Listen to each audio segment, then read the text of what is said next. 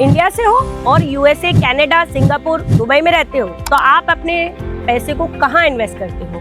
Why don't you invest in India and become the part of journey of most promising nation across global India?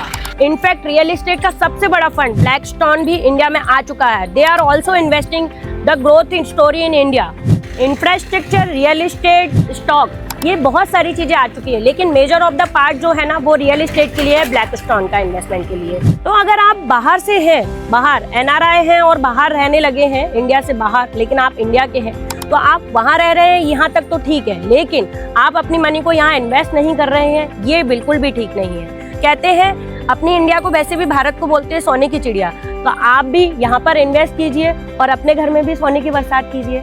लेकिन gold खरीदने की बात नहीं कर रही हूँ मैं, प्रॉपर्टी में इन्वेस्ट करने की बात कर रही हूँ। तो यहाँ पर इंडिया में प्रॉपर्टी खरीदिए। ये डील जो है ना स्पेशली NRI जो हमारे यहाँ के लोग हैं, बाहर हैं, उनके लिए है, क्योंकि वो अपने पैसे को अपने भारत में ही इन्वेस्ट करें। तो अगर आपको अपने पैसे को भारत में इन्वेस्ट करना है तो दिए गए नंबर पर संपर्क कीजिए।